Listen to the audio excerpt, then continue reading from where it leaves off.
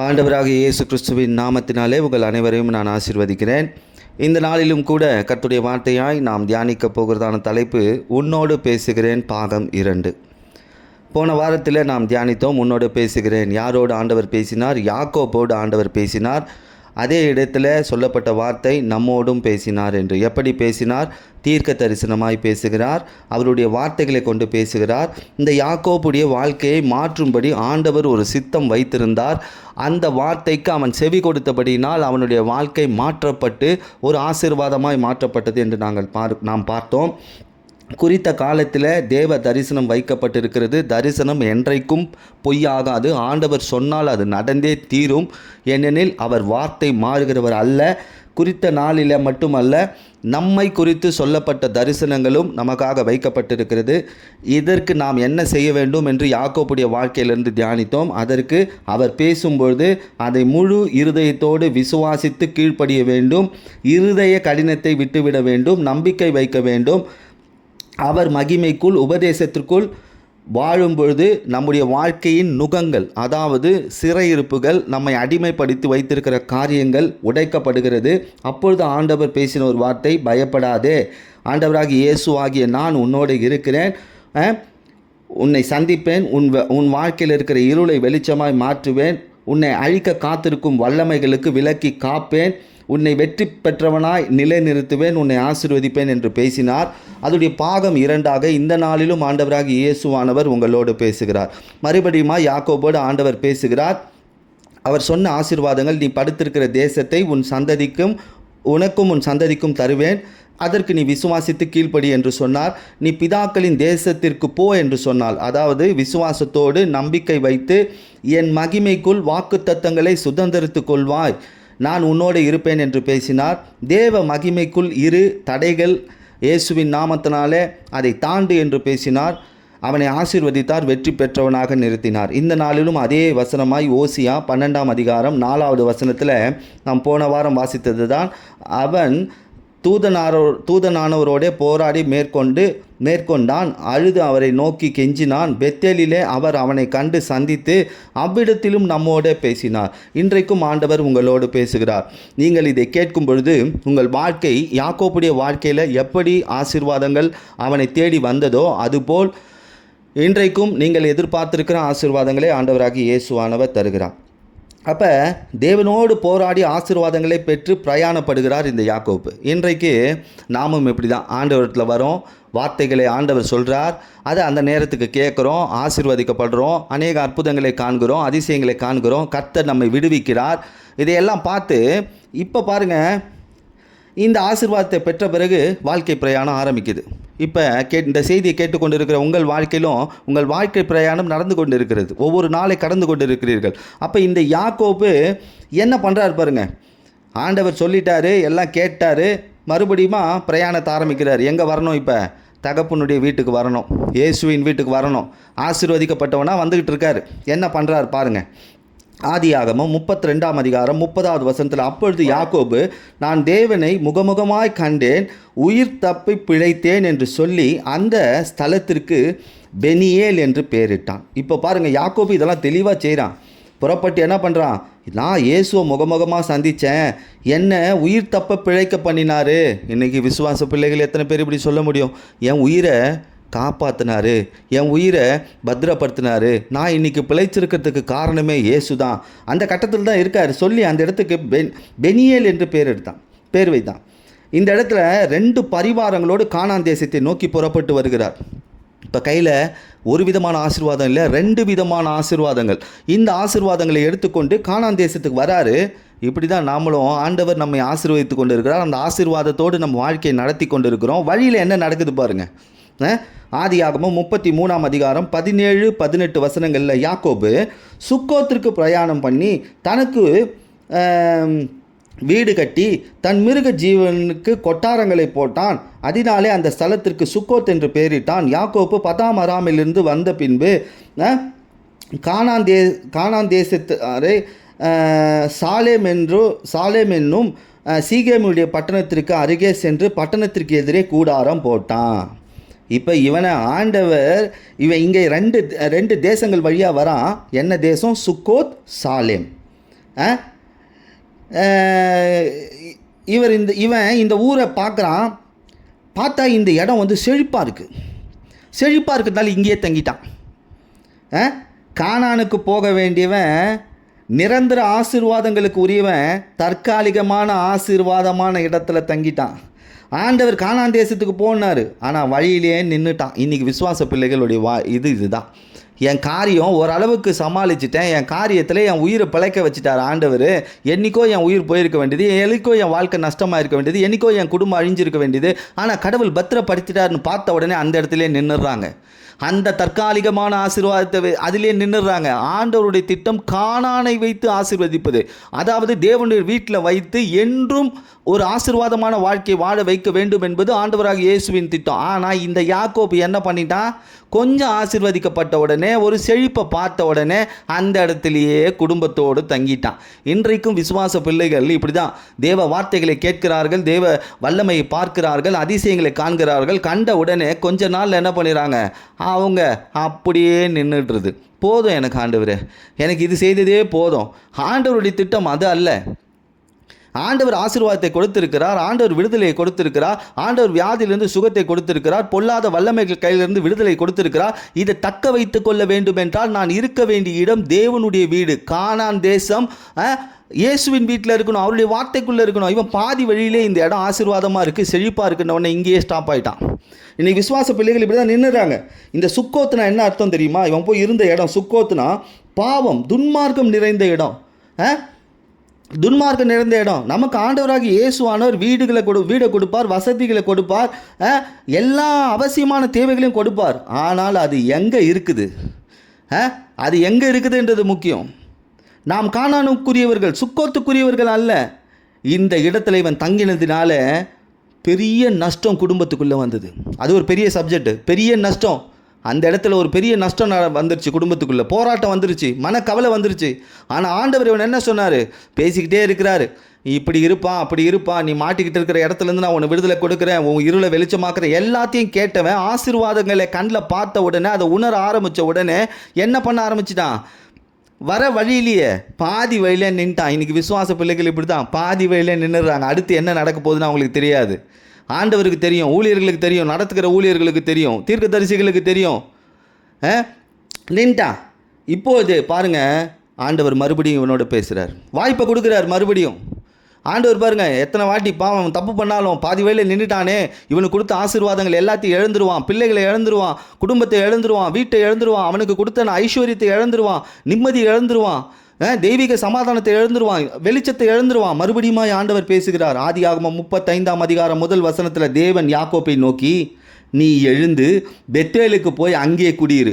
பாருங்கள், சொல்கிறாரு, நீ இப்போ வீடு வசதி வாய்ப்போடு இருக்கிறப்பா, பிள்ளைகளோடு இருக்கிறப்பா, அந்த இடம் உனக்கு நிரந்தரம் இல்லை.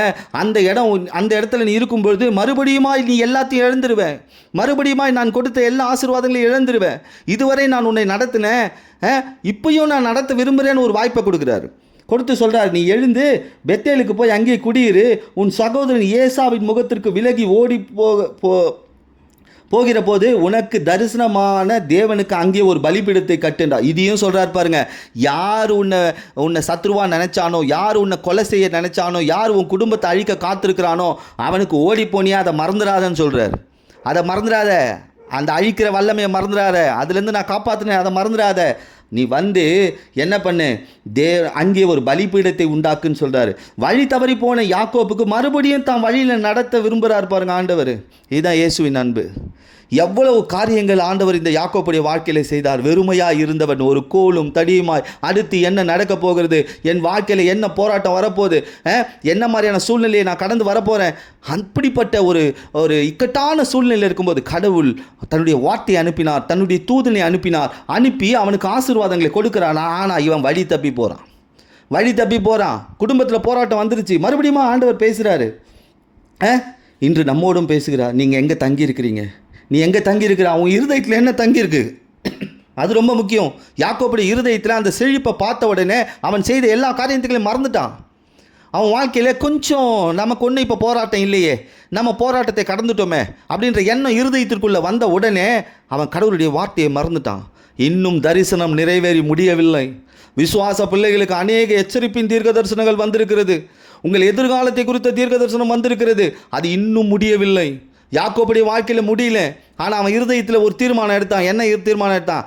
ஏன் போதும், இங்கே தங்கிடலாம், இங்கே தான் நல்லா செழிப்பாக இருக்கே, நமக்கு ஒன்றும் பிரச்சனை இல்லையே, நமக்கு தான் எல்லாமே இருக்கே, நம்ம பார்த்துக்கலாம். ஆண்டவர் தான் சொன்னேன், எங்கே தங்கியிருக்க, உன் இருதயத்தில் என்ன தங்கியிருக்கு? இங்கே தான் ஆண்டவர் பேசுகிறாரு. அதே ஆதியாகமம் 35ஆம் அதிகாரம் 2ஆம் வசனம் வாசிச்சு பாருங்க. யாக்கோபு தன் வீட்டாரையும் தன்னோடு தங்கியிருந்தவர்களையும் நோக்கி, உங்களிடத்தில் இருக்கிற அந்நிய தெய்வங்களை விலக்கி போட்டு உங்களை சுத்தம் பண்ணி கொண்டு உங்கள் வஸ்திரங்களை மாற்றுங்க. இப்போ இவன் பேசுகிறான். ஆண்டவர் பேசிட்டாரு, பிரச்சனை வரப்போகுது, மறுபடியுமாய் பிரச்சனை வரப்போகுது. நம்ம இங்கேருந்து போகலைன்னா, நம்ம ஒரு சில காரியங்களை செய்யலைன்னா நம்ம வாழ்க்கையில் பெரிய பிரச்சனைகள் வரும், குடும்பம் அழிந்து போகும், தேவையில்லாத இடத்துல நான் தங்கியிருக்கிறேன், இனி என்னுடைய இருதயத்தின் படி அல்ல, இயேசுவின் இருதயத்தின் படி என் வாழ்க்கையை வாழணும். ஜனங்களே கேளுங்க, என்ன சொல்ற? உங்கள் இடத்தில் இருக்கிற அந்நிய தெய்வங்களை விலக்கி போடுங்க, உங்களை சுத்தம் பண்ணிக்கோங்க, உங்க வஸ்திரங்களை மாற்றுங்க. இந்த அந்நிய தெய்வம் எதை காண்பிக்கிறது என்றால், இருதயத்தில் சுமக்கும் பொல்லாத சிந்தனைகளையும் நினைவுகளையும் யோசனைகளையும் பொய்களையும் காண்பிக்கிறதா இருக்குது. இன்றைக்கு விசுவாச பிள்ளைகள் இருதயத்தில் இப்படிப்பட்ட காரியங்களை சுமக்கும் பொழுது, இப்போ நம்ம வாழ்க்கை சமாதானமாக இருக்குது, வெளிச்சமாக இருக்குது, தெய்வீக ஆரோக்கியத்தோடு இருக்குது, எல்லாம் இருக்கும். இப்போ பார்க்கிறது சுக்கோத்தை போல இருக்கும், சாலேமை போல இருக்கும். ஆனால் ஆண்டவர் வைத்திருக்கிற திட்டம் வேற. அதே இடத்துல இருக்கிற அந்த ஆசீர்வாதத்தை பார்த்து இருக்கும் பொழுது இழப்புகள் அதிகமாக இருக்கும். யாக்கோப்புக்கு இழப்பு வந்தது, குடும்பத்தில் கொஞ்சம் இழப்பு வந்தவனை அலர்ட் ஆகிட்டான். ஆண்டவர் வார்த்தையை கொடுக்குறாரு, மறுபடியுமா பேசுகிறாரு. அப்போ இவன் சொல்கிறான், அங்கே வீட்டில் இருக்கிறவங்கள பார்த்து, அந்நிய தெய்வங்களை விலக்கி போடுங்க, உங்களை சுத்தம் பண்ணிக்கோங்க, உங்கள் வஸ்திரங்களை மாற்றுங்க. அந்நிய தெய்வம் என்றால் இருதயத்தில் சுமக்கும் பொல்லாத சிந்தனைகள், நினைவுகள், யோசனைகள், பொய். ஏன் இதை விளக்க சொன்னார் தெரியுமா? இதை விளக்கவில்லைன்னா என்ன நடக்கும் தெரியுமா? அந்நிய தேவர்களை குறித்து வேதம் என்ன சொல்லுகிறது என்றால், நான் சுருக்கமாய் சொல்லுகிறேன். நியாயாதிபதிகள் 5ஆம் அதிகாரம் 8வது வசனத்தை வாசித்து பாருங்கள். நூதன தேவர்களை தெரிந்து கொண்டார்கள், அப்பொழுது யுத்தம் வாசற்படியில் வந்தது. அவன் இருதயத்தில் இருக்கிற இந்த சுமைகளை விளக்குங்க, சிந்தனைகளை விளக்குங்க, நினைவுகளை விளக்குங்க, யோசனைகளை விளக்குங்க, பொய்யை விளக்குங்க. இல்லைன்னா உன் வீட்டு வாசப்படியில் யுத்தம் நடக்கும், வீடு யுத்தகலமாய் மாறிடும். நமக்கு இப்போ நிறைய சமாதானம் இருக்கிற மாதிரி இருக்கலாம், சந்தோஷம் இருக்கிற மாதிரி இருக்கலாம், வெளிச்சம் இருக்கிற மாதிரி இருக்கலாம், ஆனால் எல்லாத்தையும் இழந்து போயிடும் இதை தூக்கி போடலைன்னா. அதே உபாகமம் 11ஆம் அதிகாரம் 28வது வசனம் வாசிச்சு பாருங்க. நீங்கள் அறியாத வேற தேவர்களை பின்பற்றுவீர்களானால் சாபம் வரும். பைபிள் சொல்லுதுங்க. அதை தான் ஆண்டவர் சொன்னார். என்ன சொன்னார்? உன் சகோதரனுடைய ஏசா முகத்துக்கு விலைக்கு போ, அங்கே எனக்கு ஒரு பலிபீடத்தை கொட்டி. இப்போ யாக்கோப்பு சொல்கிறான், அந்நிய தேவர்கள்லாம் விலைக்கு போடுங்க. அப்படின்னா என்ன சொல்ல? இதை விளக்கலைன்னா, இருதயத்தில் இருக்கிற இந்த தேவையில்லாத விஷயங்களை விளக்கலைன்னா, நம்ம குடும்பத்திற்குள்ளே, நம்ம வீட்டுக்குள்ளே யுத்தம் வரும். ரெண்டாவது சாபம் வந்துடும். எந்த சாபம் போச்சோ அந்த சாபம் வந்துடும். இன்றைக்கு ஆண்டவராக இயேசுவானவர் நம்முடைய சாபங்களை சிலுவையில் சுமந்து தீர்த்திருக்கிறார், அதற்காக மரித்திருக்கிறார். மறுபடியுமா அவரை நான் என்ன பண்ண முடியாது? சிலுவையில் அடிக்க முடியாது. அதே மூன்றாவது காரியம், நியாயாதிபதிகள் 2ஆம் அதிகாரம் 3ஆம் வசனத்தில், அவர்கள் உங்களை நொறுக்கி போடுவார்கள், அவர்களுடைய தேவர்கள் உங்களுக்கு கண்ணியாக இருக்கும். அப்படின்னா என்ன அர்த்தம்னா, மிருகம் பறவைகள் எப்படி கூண்டில் சிக்குமோ, கண்ணியில் சிக்குமோ, அப்படி சிக்கிக்கும் வாழ்க்கை. யாக்கோப்புக்கு இப்போ எச்சரிப்பின் வார்த்தை ஒன்று வந்துருச்சு. யாக்கோபே, நீ இப்போ இருக்கிற தற்காலிகமான ஆசீர்வாதங்களை பார்த்து அந்த இடத்துல உன்னுடைய கூடாரத்தை போட்டுட்ட, அங்கே உன் குடும்பத்தை வச்சுட்ட, உன் பிள்ளைகளை வச்சுட்ட, உன் எதிர்காலம் அதுதான் நீ நினச்சிட்ட. ஆனால் அது இல்லை. ஆண்டவர் உன்னை குறித்து வைத்திருக்கிற திட்டம் கானான், தேவனுடைய வீடு, தேவனுடைய வல்லமை. அதற்குள்ளே நீ இருக்கும்பொழுது தான் இது எல்லாத்தையும் பத்திரப்படுத்த முடியுமே தவிர, இல்லை என்றால் உன் குடும்பத்தில் என்ன வந்துடும்? யுத்தம் வந்துடும், சாபம் வந்துடும், இல்லைன்னா கண்ணி வந்துடும். ஆண்டவர் இதை தான் சொன்னார் யாக்கோப்புக்கு. மறுபடியுமா நீ யுத்தத்திற்குள்ளே போக போறியாப்பா?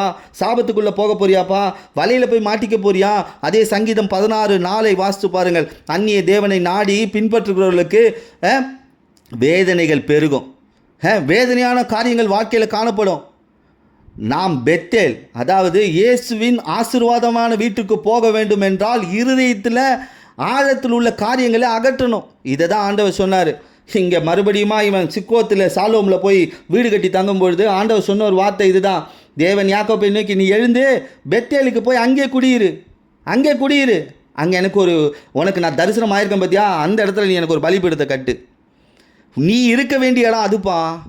மறுபடியுமா இதை மீறி இருந்தால் என்ன ஆயிருக்கும்? யாக்கோபு இதை மீறி இருந்தால், கர்த்தருடைய வார்த்தையை மீறி இருந்தால், கட்டாயமாக அவன் வாழ்க்கையில் மறுபடியும் அவன் என்ன பண்ணியிருப்பான்? குடும்பத்திற்குள்ளே யுத்தத்தை பார்த்துருப்பான், சாபத்தை தானாக வர வச்சுட்ருப்பான், அதுக்கப்புறம் கண்ணியில் போய் மாட்டியிருப்பான். ஏதோ ஒரு பிரச்சனையில் போய் மாட்டியிருப்பான், வேதனை பெருகி இருக்கும். இதை எச்சரிக்கும்படி தான் ஆண்டவர் மறுபடியுமாய் பேச, இன்றைக்கும் விசுவாசிகளாக உங்களுக்கு ஆண்டவர் பேசுகிறார். உங்களுடைய இருதயத்தில் என்ன இருக்கிறது? நீங்கள் ஆசீர்வாதத்திற்குரியவர்கள் என்றால் ஆண்டவருடைய வார்த்தைக்கு செவி கொடுக்கும் பொழுது, அவர் பேசும்பொழுது நாம் செவி கொடுக்கும் பொழுது நம்முடைய வாழ்க்கை மாற ஆரம்பித்து விடுகிறது. அப்போ பாருங்கள், ஆரம்பிக்கும் பொழுது இந்த யாக்கோபுடைய வாழ்க்கையில் ஒரு இருள் இருந்தது. திசை தெரியாத ஒரு இடத்துக்கு போனான். ஆனால் கீழ்ப்படினா 14 வருஷம் என்ன பண்ணான்? கல்யாணம் பண்ணி படாத பாடுபட்டான். பிள்ளைகளுக்காக படாத பாடு, குடும்பத்திற்காக படாத பாடு. ஆனால் ஆண்டவர் அந்த இடத்துல பேசி அவனை ஆசீர்வாதமாக்கி வெளியே கொண்டு வந்தா, இவன் என்ன பண்ணுறான்? பாதி வழியிலே பழைய நிலைமைக்கு போயிட்டான். அங்கே எச்சரிப்பின் வார்த்தை வருது, ஆண்டவருடைய எச்சரிப்பின் வார்த்தை. இது எல்லாம் சரி செய்ப்பா, நீ கானான் தேசத்துக்கு வா, பெத்தேலுக்கு வான்னு சொல்கிறாரு. ஆனால் இந்த யாக்கோப்பு சொல்கிறான் பாருங்க, அதே ஆதியாகமம் 35ஆம் அதிகாரம் 2ஆம் வசனத்தில், உங்களை சுத்தம் பண்ணி கொண்டு வஸ்திரங்களை மாற்றுங்கள். இது எதை காண்பிக்கிறது தெரியுமா? இன்னைக்கு சுத்திகரிப்பு வேணும். இன்னைக்கு சுத்திகரிப்பு வேணும். அதுதான் என் ஆண்டவர் ஆசீர்வதிச்சார். என் பிரச்சனை மாறிடுச்சு, என் வியாதி மாறிடுச்சு, என் தரித்திரம் மாறிடுச்சு, பொல்லாத மனிதர்கள் போயிட்டாங்களே, என் சாபம்லாம் ஆசீர்வாதமாக மாறிடுச்சு, எனக்கு விரோதமாக எழும்பினவனை எல்லாம் கர்த்தர் அழிச்சிட்டாரு. இல்லைங்க, உங்களை குறித்த தரிசனம் இன்னும் வைக்கப்பட்டிருக்கிறது. பாதி வேளையில் நீங்கள் உங்கள் ஆசீர்வாதம், கர்த்தர் கொடுத்த காரியங்கள் நிறைவேறி முடிந்து விட்டது என்று உங்கள் இருதயத்தில் நீங்கள் தீர்மானம் பண்ணிட்டீங்கன்னா ஒன்றும் பண்ண முடியாது. இப்போ சொல்கிறான் பாருங்கள், உங்களை சுத்தம் பண்ணி கொள்ளுங்கள். இது எதை காண்பிக்கிறது? எபேசியர் 4ஆம் அதிகாரம் 22ஆம் வசனத்தில், அந்தபடி முந்தின நடக்கைக்குரிய மோசம் போக்கும் இச்சையினாலே கெட்டுப்போகிற பழைய மனுஷனை நீங்கள் களைந்து போடுங்கள். அப்படின்னா நான் இயேசுவின் வீட்டில் ஆசீர்வதிக்கப்பட்டவனா, சாபம் இல்லாத, யுத்தம் இல்லாத, கண்ணி இல்லாத, வேதனை இல்லாத வாழ்க்கை வாழணும்னா நான் என் பழைய மனுஷனை களைந்து போடணும். சுத்தம் செய்வது என்றால் பழைய மனுஷனுடைய சுபாவங்களை அழிக்கணும். சுத்தம் செய்வதென்றால் பாவ அறிக்கை செய்து மனம் திரும்பணும், ரட்சிப்பு எனும் வஸ்திரத்தை உடுத்தி கொள்ளணும், கிறிஸ்துவுக்குள் உறுதிப்படணும். இதை தான் யாக்கோபு தான் குடும்பத்தை பார்த்து சொன்னான். இப்போ பெத்தேல் இயேசுவின் ஆசீர்வாதமான வீட்டிற்கு போக வேண்டும் என்றால் பழைய மனுஷனை அழிக்கணும். இயேசுவின் ரத்தத்தினாலே நான் சுத்திகரித்து கொள்ள வேண்டும், இயேசுவை தரித்து கொள்ள வேண்டும். இப்போ இந்த சத்தியத்தை யாக்கோபு புரிந்துக்கிட்டான். இன்றைக்கி நீங்கள் புரிஞ்சுப்பீங்கன்னா உங்கள் வாழ்க்கையும் மேன்மையான ஆசீர்வாதமாக இருக்கும். ஏன்னா ஏசா இன்னும் சாவலைங்க, ஏசா இன்னும் காத்திருக்கிறான் இவன் அழிக்கும்படி.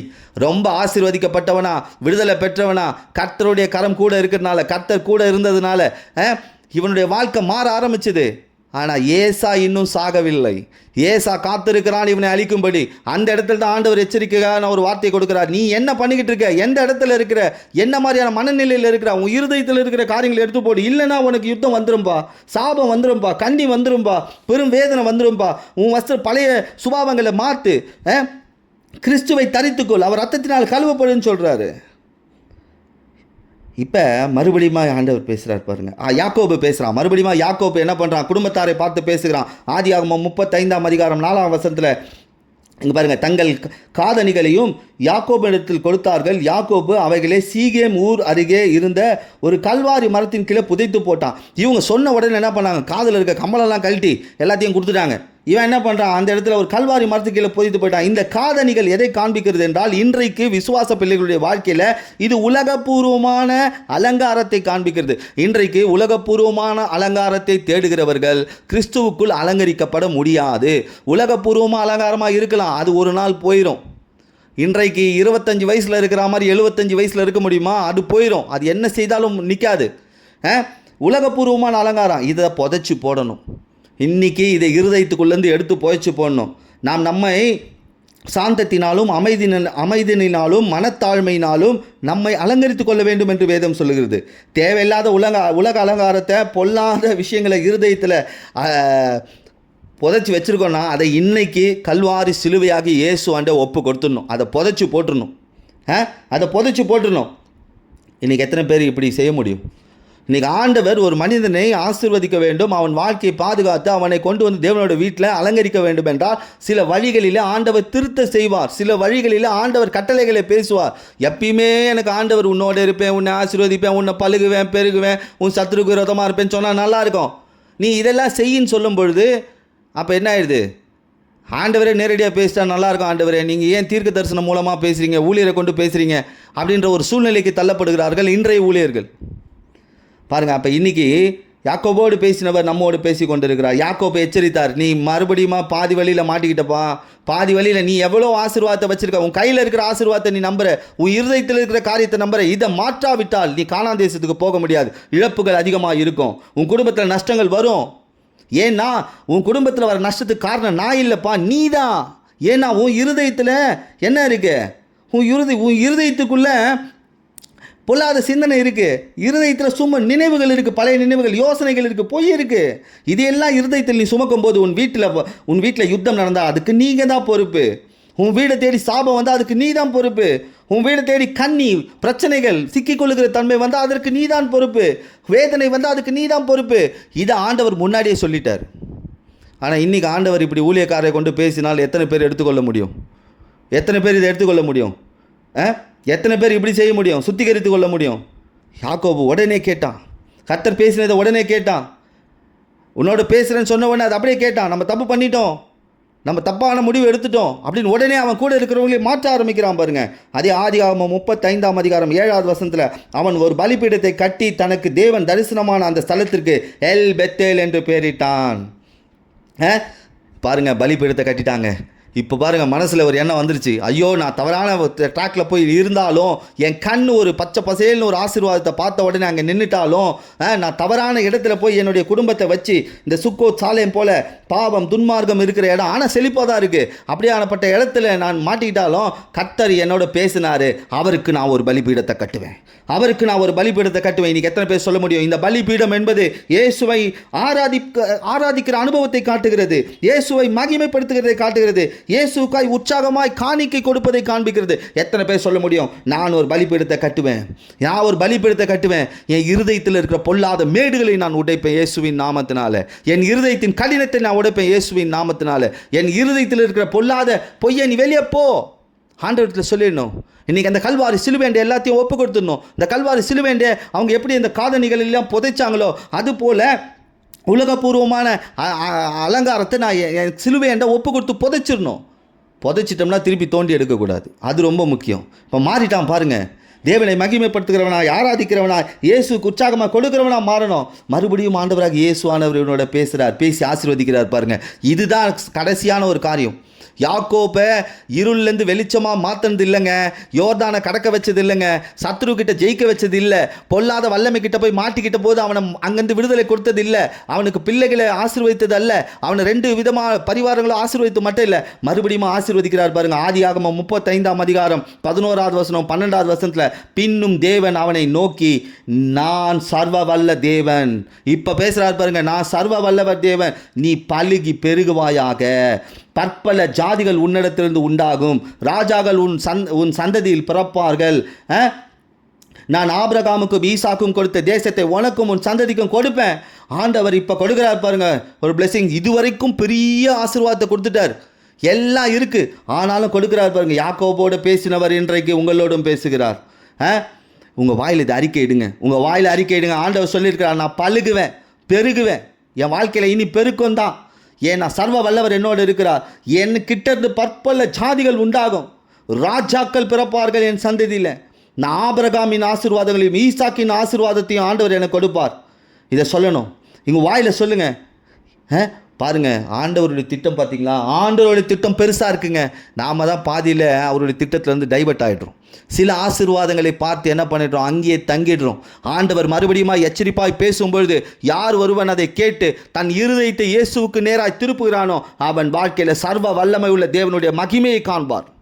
சர்வ வல்ல தேவன் அவனோடு இருப்பார். சர்வ வல்ல தேவன் அவன் பிள்ளைகளை ஆசீர்வதிப்பார், சந்ததிகளின் சந்ததிகளை ஆசீர்வதிப்பார். தேசங்கள் பார்க்கும்படி பிள்ளைகள் உயர்ந்த ஸ்தானத்தில் கர்த்தர் கொண்டு வருவார். இப்போ யாக்கோபோடு பேசினவர் இன்றைக்கு உங்களோடும் பேசுகிறார்.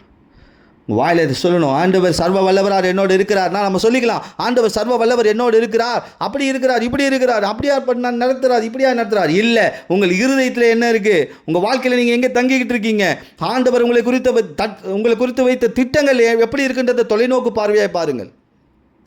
கடைசியாக யாக்கோபோடு பேசுகிறாருங்க. இதோடு இந்த யாக்கோப்புடைய காலம் முடியுது. கடைசியாக யாக்கோபோடு பேசுகிறார். என்ன பேசுகிறார் தெரியுமா? ஆதியாகமம் 46ஆம் அதிகாரம் 2, 3, 4 வசனங்களை நான் சுருக்கமாக வாசிக்கிறேன். இரவிலே இஸ்ரவேலுக்கு, அதாவது யாக்கோப்புக்கு தரிசனமாகி யாக்கோபே என்று கூப்பிட்டார்.